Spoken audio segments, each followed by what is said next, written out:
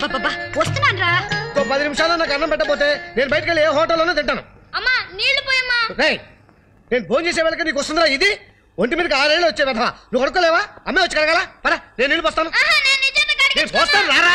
ఒక రోజు కూడా పూజ ప్రశాంతంగా చేసుకోనివ్వరు పాడు పిల్లలు. నేను పోస్తే పనికి రాదా నీకు? దిగు దిగు ముందు, నేను నీళ్ళు పోస్తాను పరా. ఏమండి పొయ్యి మీద నూనె పెట్టాను, కాస్త తాళింపు పెట్టండి. అసలే టైం అయిపోతుంటే తాళింపు ఒకట. ఏ నీరజ, శంకరాన్ని పట్టుకో, పడిపోయేటట్టున్నాడే, తొందరగా. అవును, హోంవర్క్ చేసి పెద్ద కలెక్టరే, సంపాదించేదంతా మీ ఆయన చేతిలో పెట్టు. నాకు మాత్రం సాయం చేసేవాళ్ళు ఎవరు లేరు, అన్ని నేనే చేసుకోవాలి, నా కర్మ. అమ్మా నీళ్లు పోయమ్మా. వస్తున్నాను రా. ఏడుకుంటావాడా, నన్ను నా కుటుంబాన్ని నువ్వే. అయ్యో ఇదేంటి, లక్ష్మీ పట్టం ముందు నిలబడి ఏడుకుంటావాడా అంటున్నాను. అయ్యో నా కొడు పడిపోతున్నాడు బాబు. వచ్చేసాను రాజా. వస్తున్నానమ్మా. వస్తున్నాను రా, నా ప్రాణాలు తీకు. వస్తున్నానగా, ఒక నిమిషం ఉండండి, వాడికి నీళ్ళు పోసొస్తాను. సరే వాడి పనే చూడు, నేనే వడ్డించుకుంటాను. ఇంకా సారస్వం అయితే నన్ను ఉద్యోగం నుంచి పీకేస్తారు. దగ్గర కడతా. అయ్యో నిజంగానే వడ్డించేసుకున్నారా? ఏం చేయను, కొంచెం మునక్కాళ్ళ కూర వడ్డించుకోండి, మీకు ఇష్టం అని చేశాను. ఎందుకు నేను వెళ్ళేస్తాను. అలాగే రారా, మనకి ఆఫీసు టైం అయిపోతుంది. కృష్ణవేణి నేను పెడుతున్నాను. పిల్లలు పుట్టడం లేదని ఎన్నాళ్ళని ఇలా గొడవలు పడతారా? మీ ఇద్దరు వెళ్ళి డాక్టర్ని సంప్రదించకూడదు? దానిలో ఏ లోపం ఉన్నా నేను చదువుకోగలను, కానీ నాలోనే లోపం ఉందని తెలిస్తే వదిలి వెళ్ళిపోతుందేమో అని భయం రా. జలగలా వచ్చారు, జలగలే రక్తం పీల్చడానికి వచ్చారు. దూరం నుంచి చూడటమే కానీ రక్తదానం చేయడానికి ఎవ్వరూ ముందుకు రావడం లేదు. డ్రైవర్ని పిలవండి, క్యాంప్ పెట్టేద్దాం. జరగండి బాబు. ఏమండి ఇది పట్టుకోండి, ఇది మీరు పట్టుకోండి. ఏమిటమ్మా ఇది? బాబుని కాస్త పట్టుకుంటారా? ఏం కావాలి? రక్తం తీసుకోండి. రక్తం అండి, మీకు ఎంత రక్తం కావాలంటే అంత రక్తం తీసుకోండి, పర్వాలేదండి, మొహమాట పడకండి. మన కర్ణం గారు లేరండి, ఇక ఎలా తెలుస్తుందిలేండి. ఆయన కోడలు చాలా సీరియస్, హాస్పిటల్లో చేర్చారండి. ఆవిడకి రక్తం కావాల్సి వచ్చిందండి. హాస్పిటల్లో రక్తం లేదన్నారండి. పాపం ఆవిడ చచ్చిపోయిందండి. అంత పెద్ద హాస్పిటల్లో రక్తం స్టాక్ లేదన్నారండి. స్టాక్ లేదనడానికి అదేమన్నా పామాయిలండి? కేవలం రక్తం అండి, రక్తం. ఎంత ధైర్యంగా రక్తం ఇచ్చిందో. అవునే. ఏమండి వచ్చారా? మంచి సమయానికి వచ్చారు. మీరు కూడా రక్తం ఇవ్వండి. ఏమండి ఈ దగ్గర నుంచి కూడా ఒక సీసా రక్తం తీసుకోండి. రక్తం ఇవ్వకూడదు, రక్తం ఇస్తే నీరసం వస్తుంది, గుండె బలహీనం అవుతుంది, హార్ట్ అటాక్ వస్తుంది. మన కొద్ది పనులు ఏం కాదు, నేను ఇప్పుడే ఒక సీసా రక్తం ఇచ్చి వచ్చాను. నువ్వు ఇచ్చావా? ఎందుకే నీకు అనవసరమైన పనులని? వాళ్ళు నన్ను ఎంత మెచ్చుకున్నారో తెలుసా అండి? పైగా డబ్బు కూడా ఇవ్వపోయారు. నేనే వద్దండి, మా వారికి తెలిస్తే కోపడతారని చెప్పేసి వచ్చాను.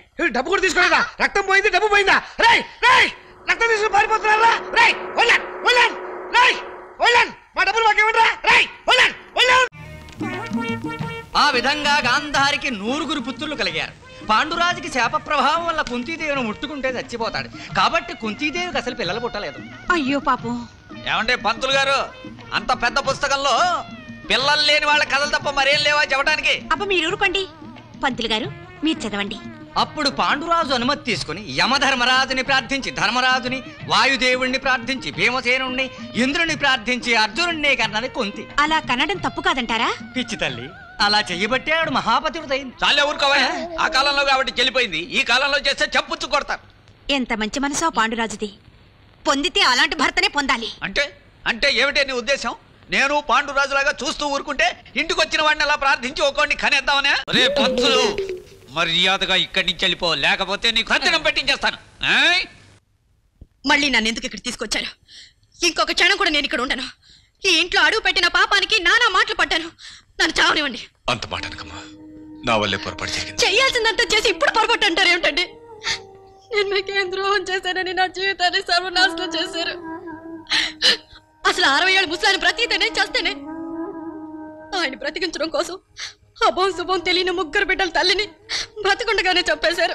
హీరాలాల్ గారిని బ్రతికించడం కోసం సంజీవిని మొక్కను తెస్తున్నాను అనుకున్నానే కానీ ఆ మొక్కనే చంపేస్తున్నాను ఊహించలేకపోయానమ్మా. ఊహించలేక కాదు, డబ్బుతో ఏమైనా చేయగలమనే ధీమా. అందుకేగా ఈ పని చేశారు. ఇదే మీ భార్యని మరొకరు భార్యగా పంపమని అడిగితే మీరు పంపుతారా? ఆ అడిగిన వాడు ప్రాణాలు తీస్తారు.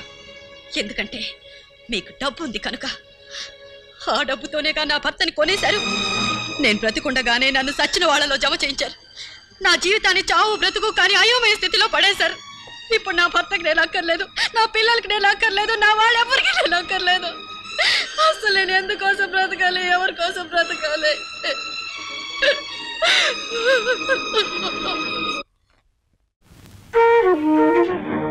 ఇదే మీ భార్యను మరొకరు భార్యగా పంపమని అడిగితే మీరు పంపుతారా? నా జీవితాన్ని చావు బ్రతుకు కానీ అయోమయ స్థితిలో పడేశారు. ఆ డబ్బుతోనేగా నా భర్తని కొనేశారు. ఇప్పుడు నా భర్తకి నేను అక్కర్లేదు, నా పిల్లలకి నేను అక్కర్లేదు, నా వాళ్ళెవరికి నేను అక్కర్లేదు.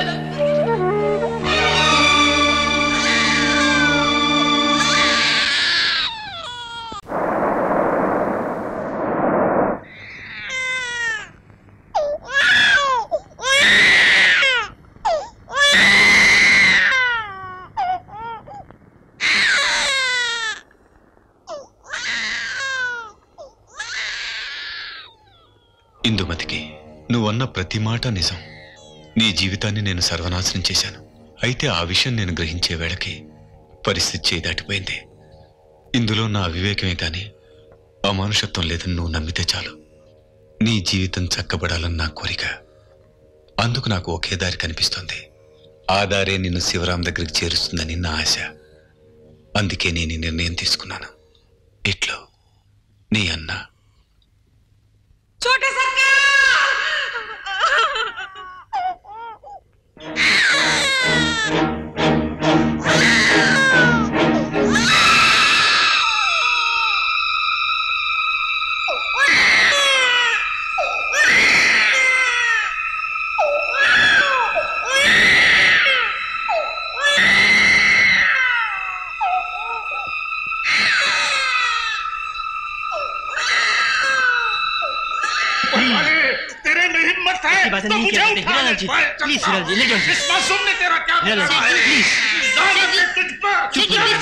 चुप हो जाइए सेठ जी।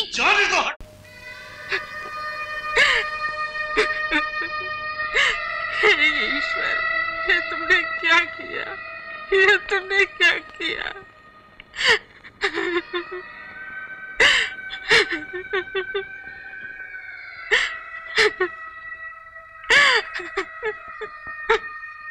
నువ్వెందుకురా మొగుడు చచ్చిన ఆడదానిలాగా తలంచుకున్నావు? ఓహో, నీ బంగారు బాతు పోయిందనే. ఇలా అవుతుందని తెలిస్తే ఇందుని ఆ రోజు గెస్ట్ హౌస్ లో వదిలి వెళ్ళేవాడినే కాదు. ఓ మై గాడ్, నేను బతుకుండగానే ఇందుని విధారాలు చేసి కూర్చోబెడితే ఆ కీడు కొట్టి నువ్వు చస్తావేమో అని భయమా? ఏమైనా సరే హీరాలాల్ గారితో నిజం చెప్పి వెంటనే ఇందుని తీసుకొచ్చేస్తాను.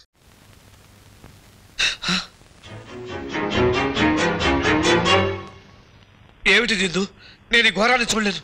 నువ్వు ఇక్కడికి వచ్చింది హీరాలాల్ గారిని బతికించడానికి కానీ సుభాష్ పటేల్ వితంతుగా బతకడానికి కాదు. నేను విధవరాలైంది సుభాష్ పటేల్ చనిపోయినందుకు కాదు. కన్న కొడుకు నాకు శ్రాద్ధం పెట్టి పిండాన్ని నా మొహం మీద కొట్టినప్పుడే నా బొట్టు చెరిగిపోయింది.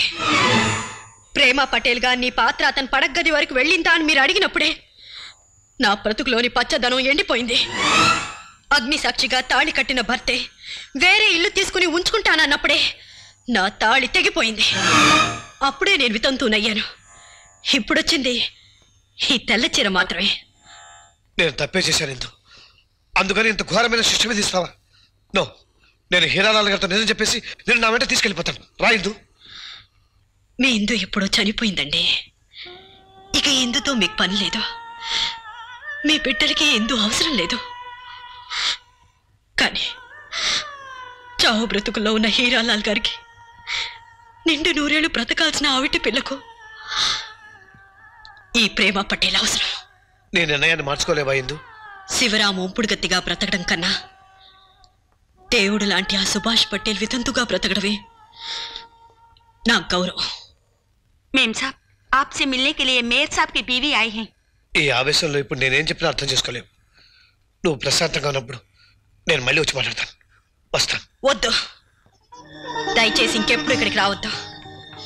మీ భార్యగా లోకం దృష్టిలో నాకు పతితగా అపఖ్యాతి తెచ్చారు. మీరు 10 సార్లు ఇక్కడికి తిరిగి ఈ ప్రేమ పటేల్గా కళంకాన్ని ఆపాదించదు. ఇక్కడైనా నన్ను మర్యాదగా గౌరవంగా బ్రతకనివ్వండి.